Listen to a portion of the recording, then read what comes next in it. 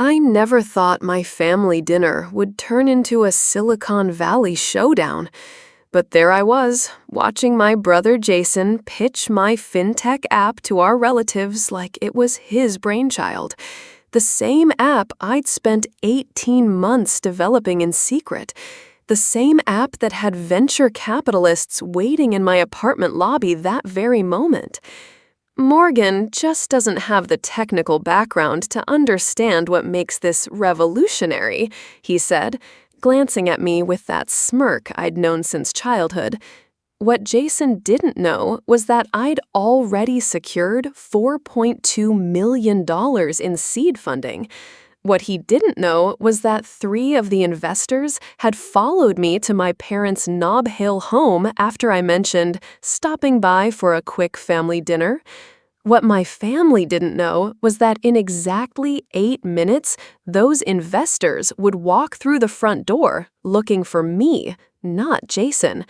If you've ever had someone take credit for your work, especially someone who's supposed to have your back, you'll want to stick around. Like and subscribe if you want to see how I turned the tables on the brother who'd been stealing my spotlight since we were kids. Growing up in the tech-obsessed Bay Area meant success was measured in stock options and startup exits. My father, Richard, a second-generation Stanford MBA who'd made his fortune in semiconductors during the 90s boom, made sure we knew the family legacy rested on innovation. My mother, Elena, who'd left her promising legal career to raise us, compensated by turning our achievements into competitive sports. And then there was Jason, 2 years older, Stanford computer science graduate, and my parents' undisputed golden child.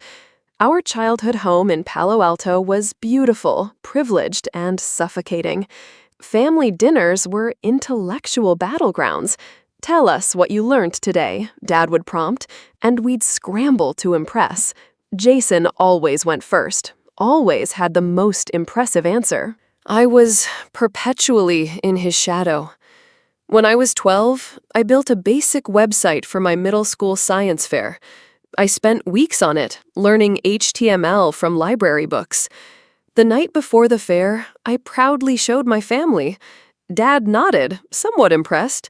Then Jason said, "Actually, I could help you add some JavaScript to make it interactive," and proceeded to completely rebuild my project overnight. At the fair, my parents beamed as the judges praised our collaborative work. I stood silently while Jason explained his code. By high school, I'd stopped sharing my ideas at home. I double majored in economics and computer science at Berkeley, not Stanford, a small rebellion that disappointed my father. Jason was already working at a prestigious tech firm by then, getting mentioned in TechCrunch, being invited to speak at conferences. When I graduated, instead of joining a big tech company, I took a risk. I identified a gap in financial services for small businesses, an automated platform that could provide the sophisticated cash flow management tools previously available only to corporations with dedicated finance departments. I called it Flow Fund. I worked nights and weekends in my tiny Oakland apartment, keeping it secret, even from my roommate. The grand gesture came when my parents announced their 30th wedding anniversary celebration, a lavish dinner at their Nob Hill home where extended family would gather. Dad mentioned he'd invited several of his tech industry friends. "Jason will have some good networking opportunities," he said during our weekly call, not even considering I might benefit too. What they didn't know was that I'd already been taking meetings with venture capitalists. What they didn't know was that 3 major firms were fighting to lead my seed round. What they didn't know was that tonight, anniversary dinner night, I'd finally decided to tell my family about Flow Fund after signing the term sheet. The secret I'd kept wasn't just that I'd built a promising company right under their noses. The secret was that one of Dad's closest friends, Walter Chen, the legendary angel investor who'd funded 3 unicorns, had agreed to mentor me for the past year. Walter saw something in me that my own family couldn't see. And tonight, Walter was bringing 2 partners from Sequoia Capital to meet me after dinner to finalize the deal that would value my company at $12 million pre-money. I arrived early to help Mom with dinner preparations, my term sheet tucked safely in my bag, rehearsing how I'd finally step out of Jason's shadow. Mom's anniversary dinner was in full swing by 7. The dining room of their restored Victorian gleamed with candlelight and fine china.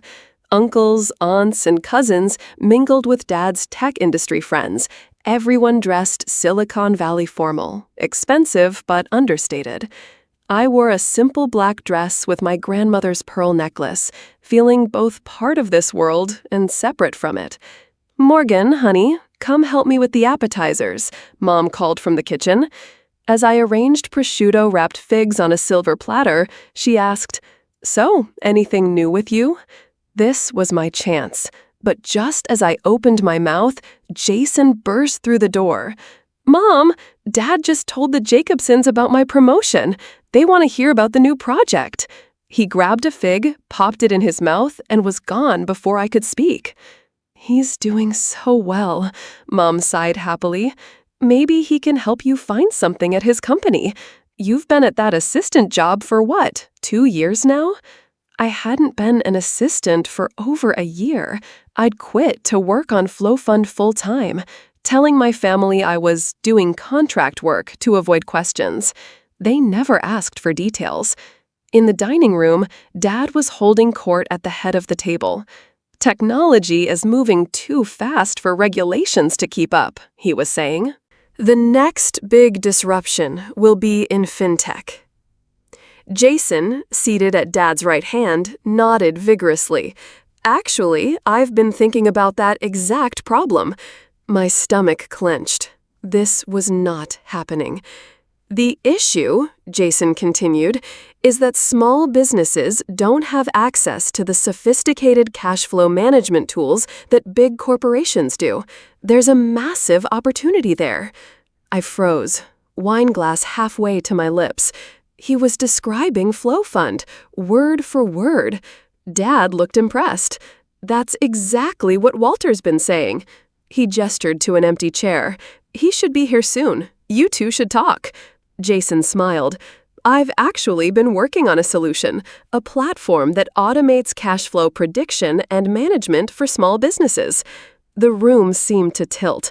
My cousin Stephanie, seated beside me, whispered, "Are you okay? You look pale." I couldn't answer. Jason was now standing, using his hands the way he did when pitching something important. The platform uses machine learning to analyze spending patterns and market trends, then provides actionable insights. That was my pitch. Those were my words. How did he know? Then I remembered. 3 weeks ago, I'd used Mom's computer to print some documents when I'd visited. I must have left the files open. Or maybe she'd mentioned something to Jason, not realizing what it was. "I call it cash flow," Jason announced proudly. Not even an original name, just a simplified version of mine. Aunt Judith clapped. "So impressive." Dad beamed. "That's my boy, always thinking ahead of the curve." My phone buzzed. A text from Walter. "Running late, bringing Sequoia partners. ETA 15 minutes. Jason was now answering questions, elaborating on features I'd designed, problems I'd solved. Each word was a knife. I'd worked 18 months on this, sacrificed everything, and he was stealing it with a smile. "Morgan," Dad called suddenly, "didn't you do some accounting work after college? What do you think of Jason's idea?" All eyes turned to me. The room fell silent, waiting. I could feel my heart pounding in my throat. "It's interesting," I managed. "Just interesting?" Jason challenged with a smile that didn't reach his eyes. "I thought with your limited experience, you might appreciate how revolutionary this is." Dad laughed. Now, not everyone has your technical background, son." "I actually have a computer science degree, Dad," I said quietly. "Same as Jason." Of course you do, honey, Mom said, patting my hand. Berkeley has a lovely program. Another text. Downstairs now, coming up. Walter was here, with the Sequoia partners, and Jason was still talking about my company as if it were his brainchild. The beauty of cash flow, Jason was saying, is that it solves a problem no one else has addressed properly. I stood up so abruptly my chair scraped loudly against the hardwood floor. Everyone stared. No one? I asked, my voice surprisingly steady. Are you sure about that? The doorbell rang. The chime of the doorbell hung in the air like a gavel striking. Mom rose automatically. I'll get that. No, I said firmly. I'll go. I could feel Jason's eyes boring into my back as I walked to the foyer, my heels clicking a determined rhythm on the hardwood. When I opened the door, Walter Chen stood there with two younger men in tailored suits, Mike Castillo and Avery Washington from Sequoia Capital. Walter's eyebrows rose slightly, registering the tension in my posture. Morgan, he said, extending his hand. Perfect timing. These are the partners I mentioned. They're very excited about Flow Fund. I took a deep breath and stepped aside. Please come in. We're just discussing fintech innovation. In fact, my brother was just describing an app that sounds remarkably like mine. Walter's eyes narrowed slightly. He'd been my mentor long enough to read between the lines. The three men followed me into the dining room, where conversation stopped abruptly. Walter, Dad stood, genuinely pleased. I wasn't sure you'd make it, and you've brought guests. Richard, Elena, lovely anniversary. Walter nodded to my parents. These are my colleagues from Sequoia. We had a meeting with Morgan that couldn't wait. Dad looked confused. Morgan, are you doing some work for Walter? The moment stretched taut like a wire. I could retreat, as I always had. I could let Jason spin this somehow, or I could finally stand my ground. Actually, Dad, I said, my voice carrying clearly across the table, Walter has been mentoring me for the past year while I developed my startup, the one Jason is currently describing as his own. The room went silent. Jason's face flushed dark red. What are you talking about? I pulled my laptop from my bag and opened it on the sideboard. Flow Fund, the automated cash flow management platform for small businesses, the one I've been building for 18 months. I turned the screen toward the table, showing my pitch deck, the logo, the interface screenshots, the market analysis, all clearly labeled with my name and date stamped from months ago. That's just a coincidence, Jason sputtered. Great minds think alike. Is that why you used the exact phrases from my executive summary? I clicked through to a document with highlighted sections, phrases Jason had just repeated verbatim. Word for word, Jason. Mom's hand flew to her mouth. Jason, what is she saying? Dad stood rigid, looking between us. Morgan, this is a serious accusation. It is, Walter stepped in, which is why I'm particularly interested in hearing the explanation. Since Sequoia is about to invest $4 million in Morgan's company, a collective gasp rippled through the room.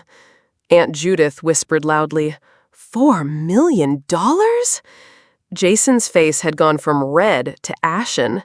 You must have mentioned the idea to me, he tried. I just developed it further. I've never discussed it with you, I said evenly. But I did use Mom's computer to print documents 3 weeks ago. Did you happen to find them, Mom? Mom looked stricken. I saw some business papers. I thought they were from your contract work. I mentioned to Jason you seem to be doing something with small businesses. And that was enough for you to build an entire presentation? Dad asked Jason, his voice dangerously quiet. Dad, come on. She's making this bigger than it is, Jason said, attempting a casual laugh that fell flat. It was just dinner conversation. Mr. Castillo, I turned to the Sequoia partner, would you consider my brother's behavior tonight just dinner conversation? Mike Castillo, known for his bluntness, shook his head. We call it intellectual property theft, and it's a deal breaker for us. This is ridiculous, Jason stood up, knocking his chair backward.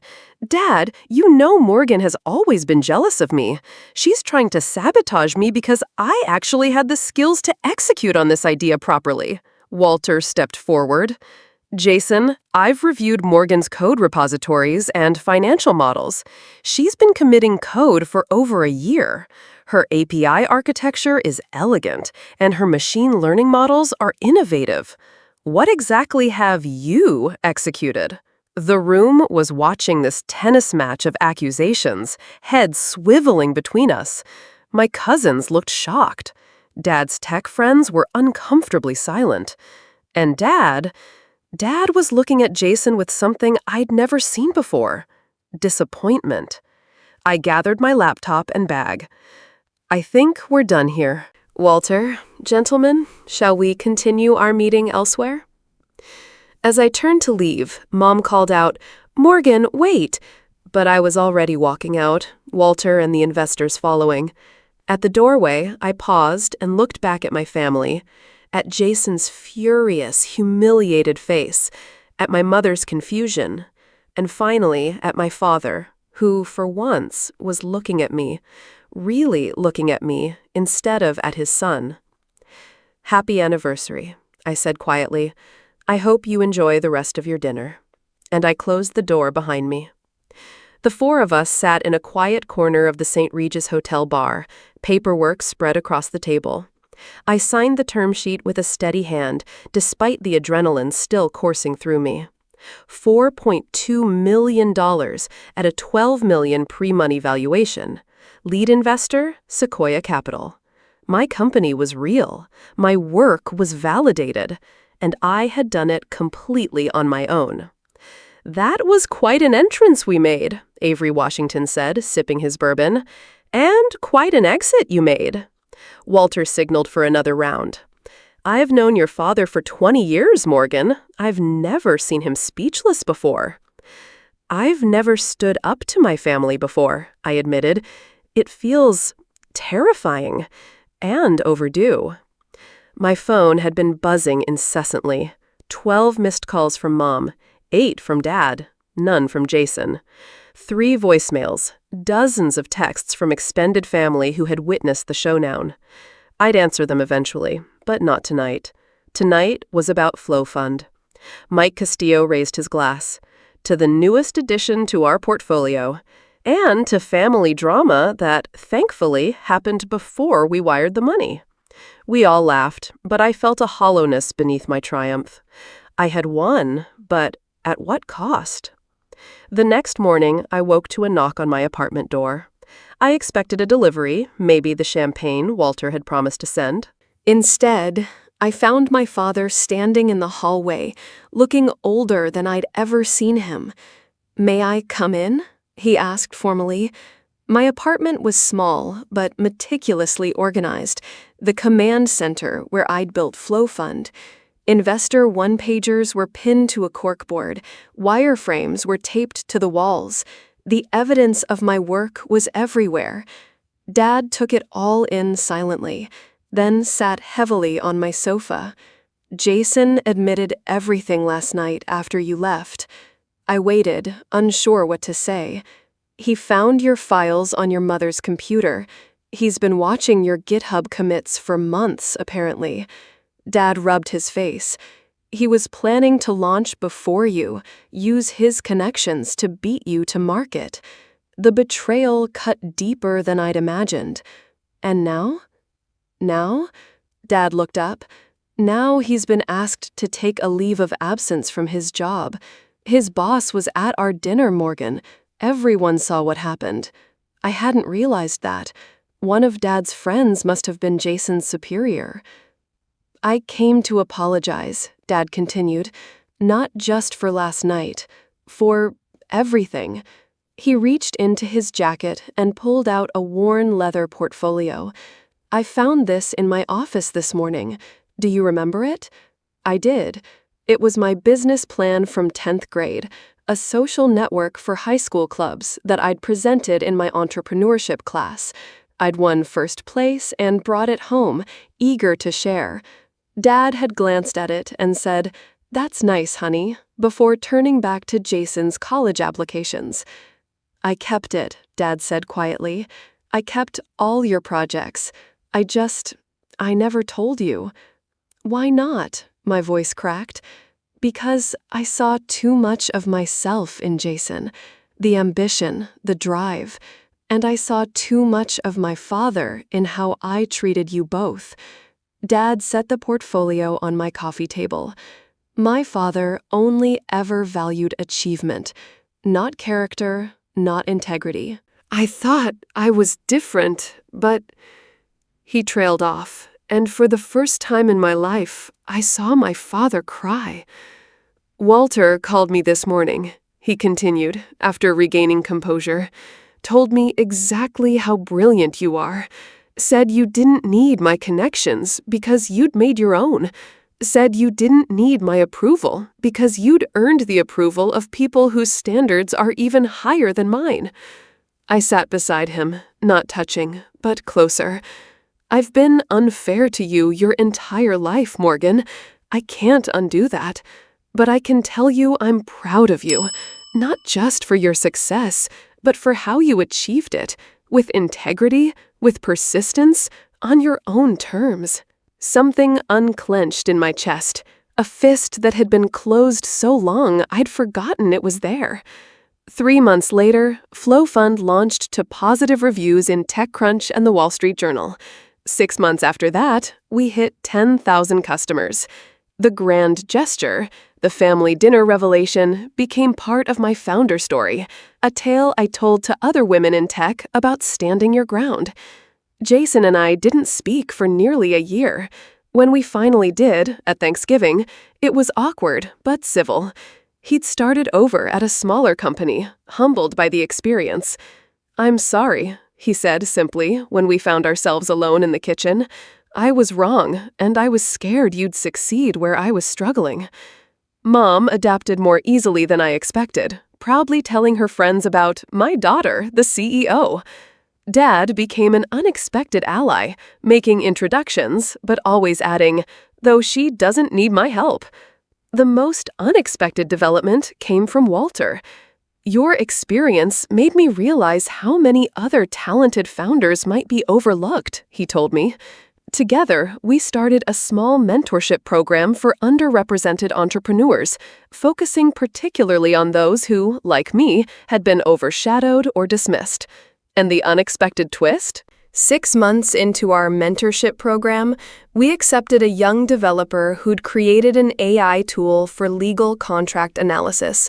She was brilliant, driven, and routinely underestimated. She was also Jason's new girlfriend.